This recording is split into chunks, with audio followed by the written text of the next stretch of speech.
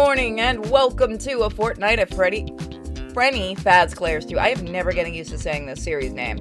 Since I live right down the block from the club, my journey home only takes a few minutes of walking. My apartment is modest, or well, as modest as it can be between all the Lego buildings, gunplay, and various sci-fi posters lining the wall. It was a pain moving everything across the country, but everything is finally where I'd like it to be, until I decide I need to redesign. However, rather than nerd out over my hobbies, I decide to consult the internet in order to see if there's anything I can order to help the girls at the club. Several items in particular jump out at me. First, there's a high-capacity battery. They're super pricey, but would essentially supercharge Roxy's battery life. They take nearly a whole night to install and are an expense I'd want to use the company card for, not my own. Well, obviously. Second, there's a nice bottle of scotch. She probably already has great whiskey at the bar, but this might be a nice personal touch. This I could cover with my own funds without breaking the bank. Third, there's a luxury flower pin. Its handcrafted metal pin would either suit Aurora or Serafina. I can only order one at a time as the creator is limited stock and the purchase rules meant to ensure that scalpers can't hoard them. The good news is that the creator is local, so I could pick it up prior to work instead of waiting for it to go through the mail. What should I get? Go for this. Go for Serafina. One hairpin in particular catches my eye that would be perfect for Serafina. It's of a silver dragon that should fit well with the headdress she wears. I click through and set up both the purchase and a good pickup time. With that taken care of, I yawn, stretch, and fall into bed for some blissful Z's. I have to wake up a little early to shower and pick up my purchase, but I'm hoping the smiles it'll bring will make the lost sleep worth it. I arrived 10 minutes early to my shift. Serafina is there waiting once more, though she seems far more relaxed than yesterday. Good afternoon, Mr. Anon. I've heard nothing but good things from the girls so far about your first night's performance. Well, hold on, because there's one girl I haven't made smile yet. As she raises an eyebrow, I produce a dragon pin and hand it over to her. She takes it, turning it over in her hand as if I've handed her a baby or another precious item. It's lovely, but what made you pick the dragon motif?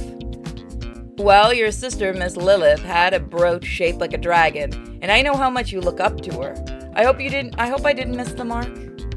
Serafina grips the stem of the pin and closes her eyes and replies, Not at all, Mr. Anon. It's just so sudden. I haven't received a gift of any kind in quite a long time. Wait, not even for Christmas or your birthday?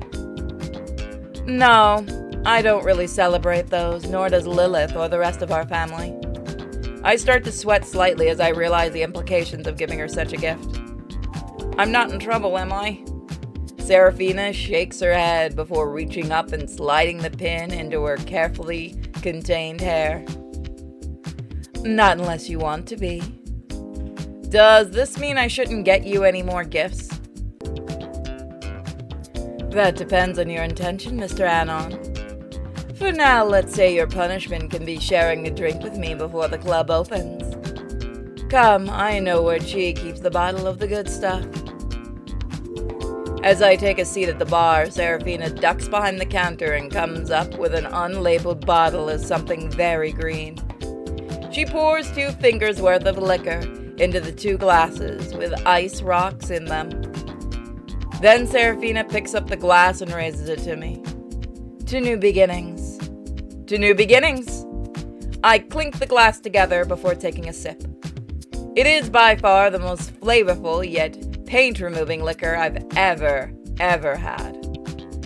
Even with the scant amount in my glass, I know it could floor me if I'm not careful with how much I drink.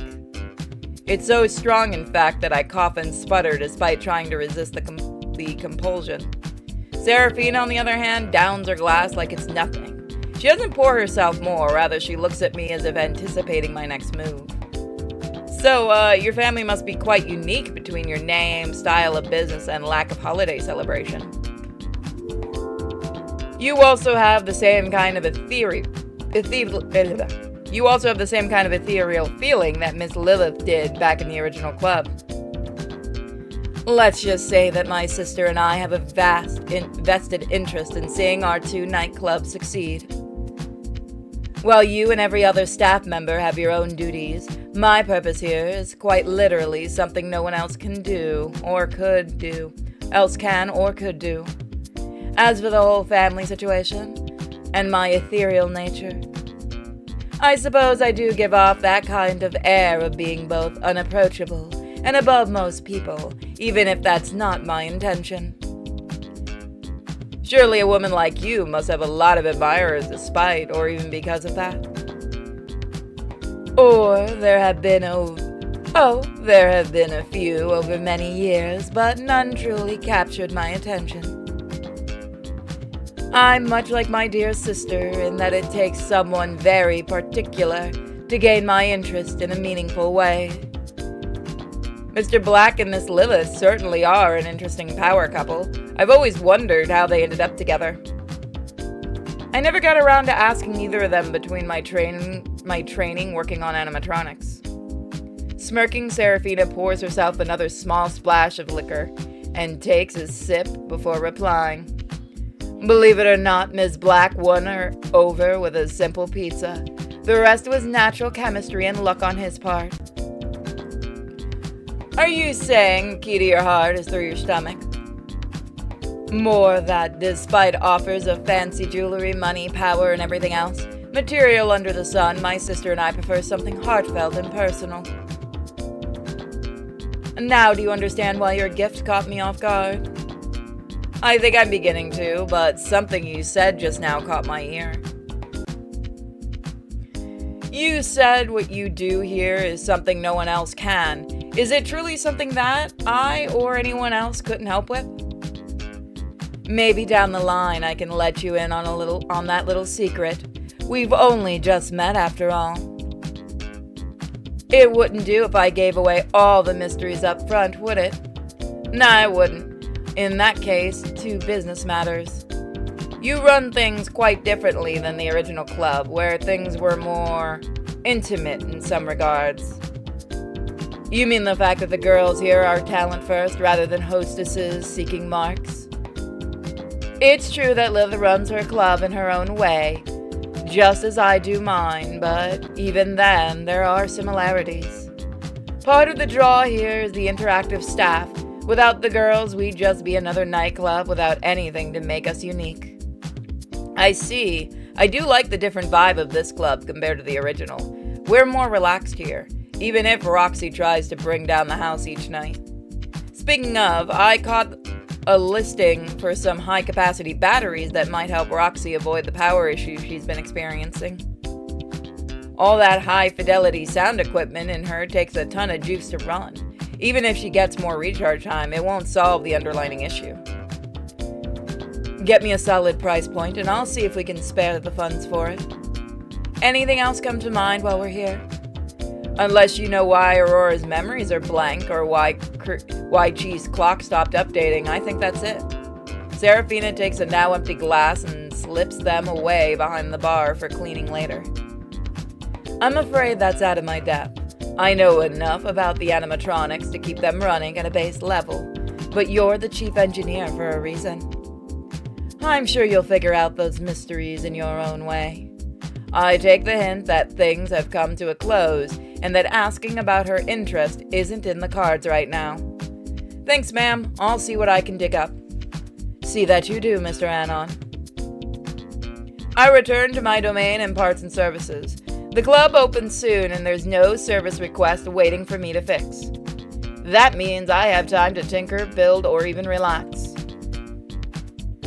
With nothing else on my plate, I decide to try and track down and understand how and when Chi's desync issue occurred. In the process, I discover that Chi's desync occurred 3 days after the club opened for the first time. Her internal clock hiccuped in a manner similar to a missed heartbeat. That, in turn, disabled the watchdog demon that handles time sync with the club servers. That gives me a thread to follow. I can tell that there's a large amount of data transferred to/from Chi during the night 3 days after opening. Perhaps she was simply overloaded? Even the best machine and server have limits of how much information they can handle at any given time. Before I can look into matters further, though, I get a ping from my tablet with a work request. Seems Mia's head has gotten stuck in the metal pole in one of the VIP booths. I best grab my toolkit and come to her rescue. When I arrive at the VIP area, I see that Mia's headless animatronic body is still monitoring and standing at the Krieg podium. It motions to booth 3, where the small crowd is hanging outside, and it's no wonder why. Mia's head is magnetized to the pole that runs down the middle of the booth. One of the VIPs is trying his best to pull it free, but she's stuck fast. When Mia spots me, she announces. I forgot what voice she gets. Alright, folks. The man of the hour. Alright, folks. The man of the hour. You know what? Alright, folks. The man of the hour's here. Let's allow Mr. Anon through so he can sort this situation out. You all will receive a free drink voucher for this inconvenience, so please relax and enjoy your time here. I forgot what voice she had originally. The crowd disperses along with the VIPs that were in the booth with Mia. I set down my toolkit and cock my head to the side. So, how did this happen exactly? If I could shrug, I would. I was walking by this booth when all of a sudden my head flew off and magnetized to this pole. I'm just thankful I didn't brain any of the VIPs. That would have been a nightmare. Magnetized, huh? I could simply switch you off to power down the current running through your superconductor in your neck. Only problem is that it would shut down the rest of your body. Something to avoid, perhaps? Not if there's a chance I could be offline for a long period of time. Another option is giving the same superconductor a jolt to momentarily disrupt it.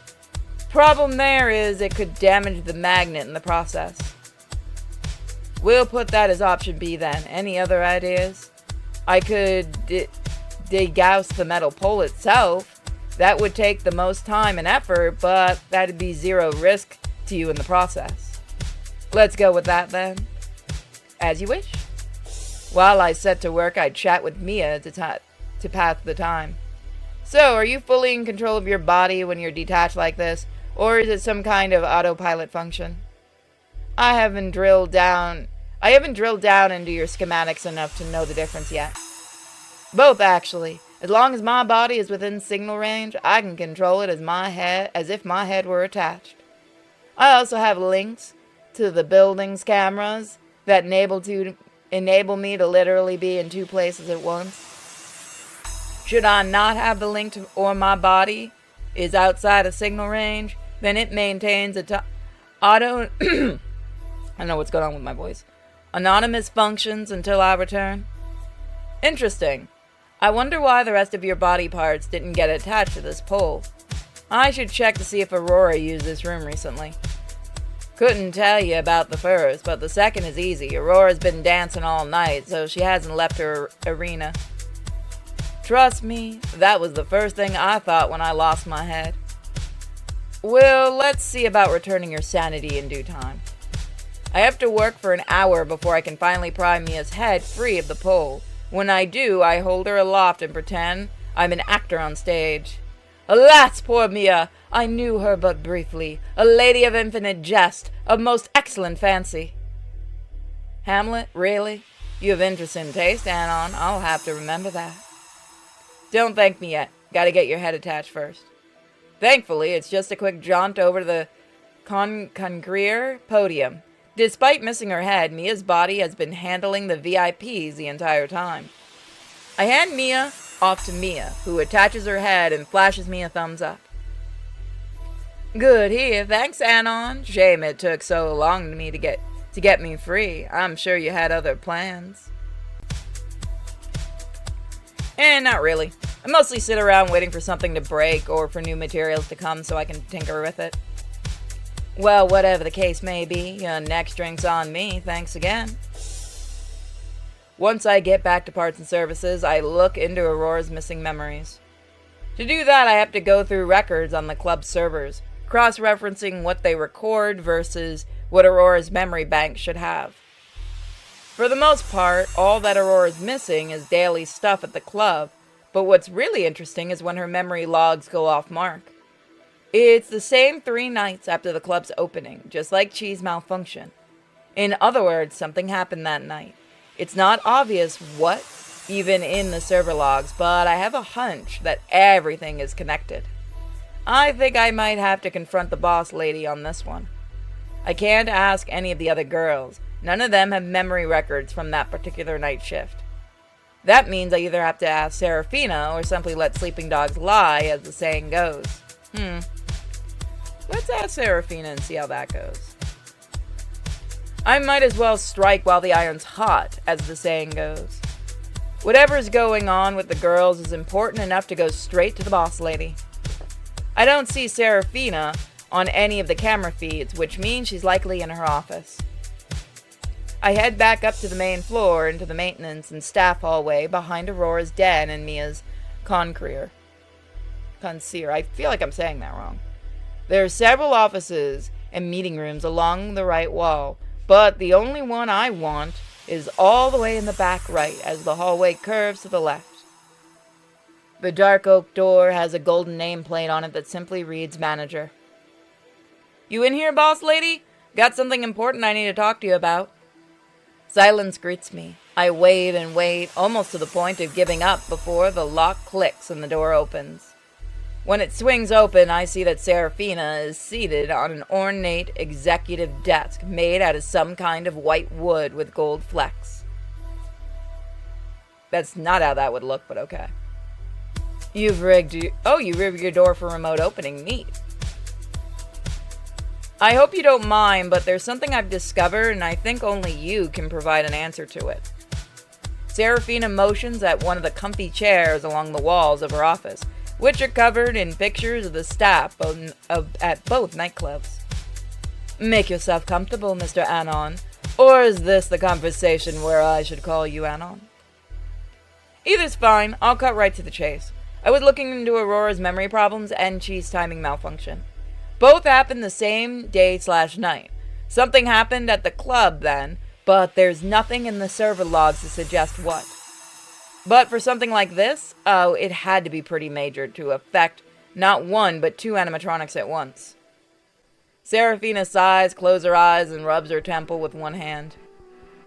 I should have known this conversation would happen sooner rather than later. I want to be clear, what I'm about to tell you could change the very nature of your work. Yeah, I'm fine with this. I have not intentionally hidden the information, but rather it was something you were to find out on your own when you were ready. Which appears to be right now. You make it sound like something major going on. I can't sign off on maintaining and repairing the girls if I don't know the full picture. You're right, of course. Where to begin?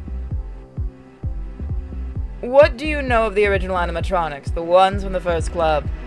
A fair amount. I know that Bonfi, Chiku, and Fexa are the oldest models there. Frenni received an upgrade before Mr. Black took over the club, while Mary started brand new. Every animatronic was built by the guy who came before Mr. Black. I think his name was Smith or something. Whomever he was, he had a knack for design work. The girls were modular, upgradable, and generally the most advanced animatronics I've ever seen or heard. It was a treat to learn their ins and outs before transferring here. And how far into their ins and outs did you go?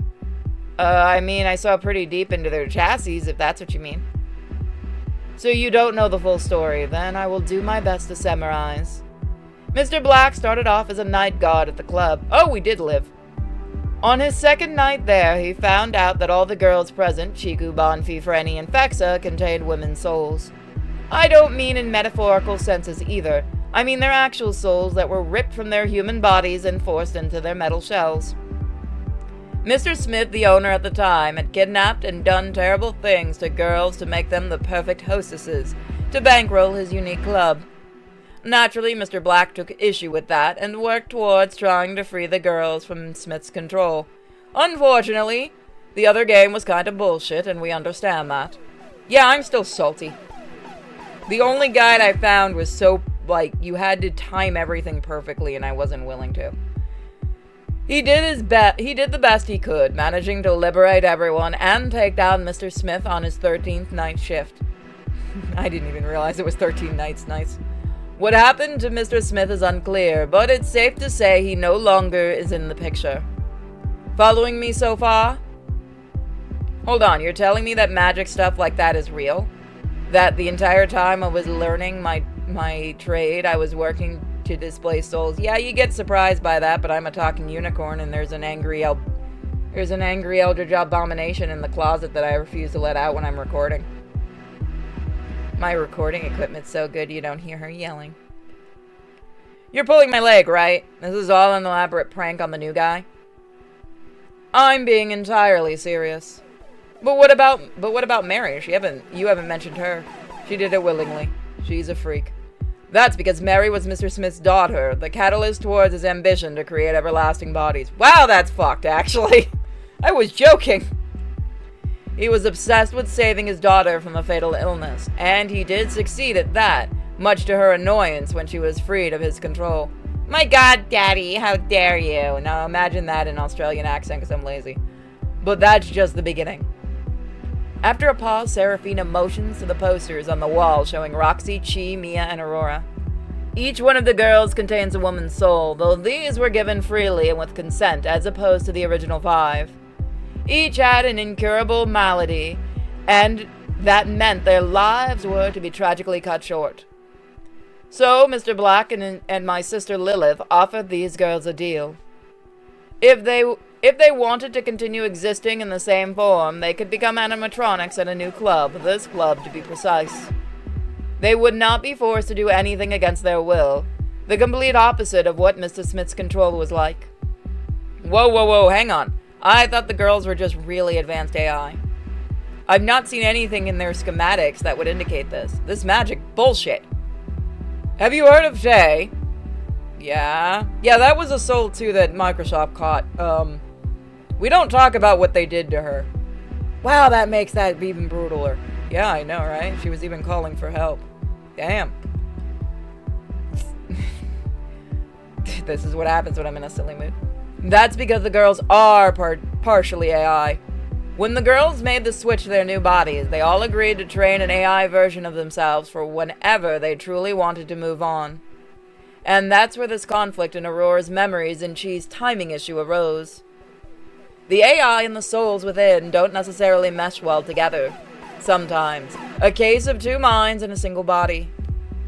One or the other has to be suppressed in order for the girls to function properly. Which one's the horny one? Oh, that's the living girl. Fuck, so you're telling me that right now there are 4 souls of gals living after death until what? Get bored or finish off their bucket list?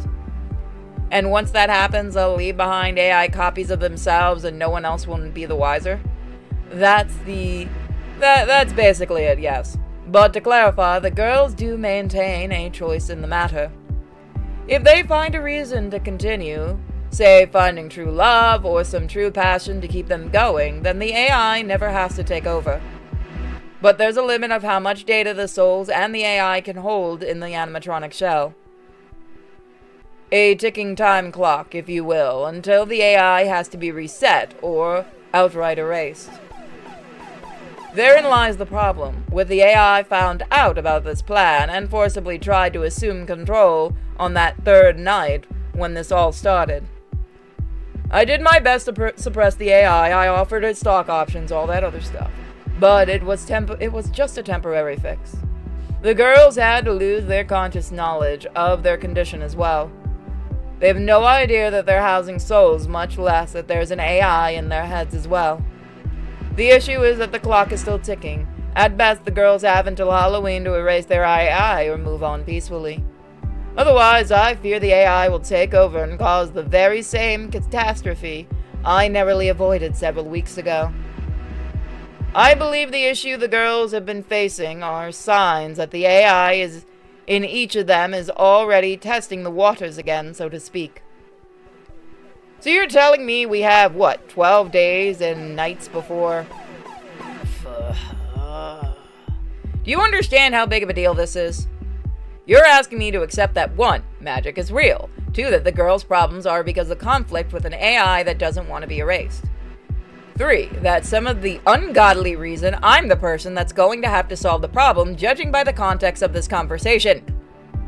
For fuck's sake, am I dreaming? Did I fall asleep in parts and services? What else is real here? How are you so calm about all this? Do you have any idea how much this changes things for me? I realize this all upsets your view of the world and your place in it, but I'm happy to offer what answers I can. Part of me wants to tell her to... Fucking wrong voice, sorry. Why am I telling myself to screw off? By the way, if you like this voice, I do it for Rogue Trader. Yeah, no, seriously, I play Rogue Trader on stream on Kick and on Twitch. Kick under Purity Sin and Twitch under Simply Pure. I also have 2 other YouTube channels, Sinfully Pure, and my new long play channel, Cenobite Unicorn. Go check them out, they're pretty fun. A part of me wants to tell her to screw off and then leave the club for good. Another wants to yell about how unfair this is, especially for the girls. But for now, I suppress my frustration and existential panic to ask some more important questions. If magic is real and you know all this, what does that make you? Again, you said that what you do here is something no one else can do. I'm a fucking goddess. What are you? What's your role in all this? She motions to the hairpin I gave her that's still in her hair. At the risk of further distressing your worldview, your earlier gift was rather close to the mark. So what, you're a goddamn dragon or something? A Draco Angelus, to be precise. Hot.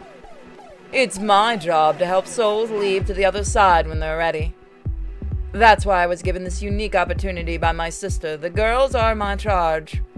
A Draco, you're an angelic dragon, so even things like heaven and hell is real?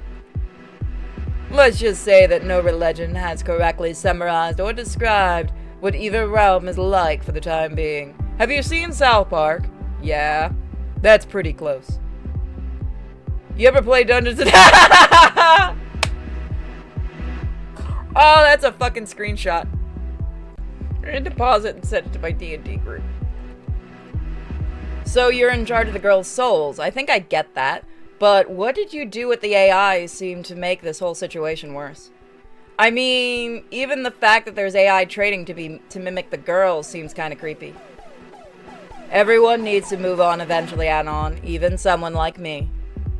As I said earlier, part of the agreement with the girls was that they wanted there to be an AI copy of them whenever they decide to move on.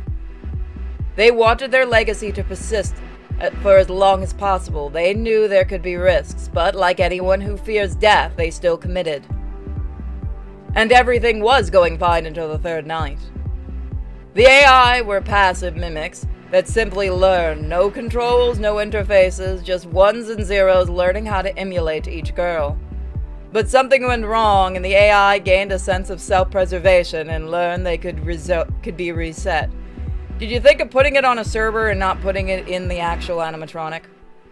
Shut up, you fucking tech. I did what I could in the moment.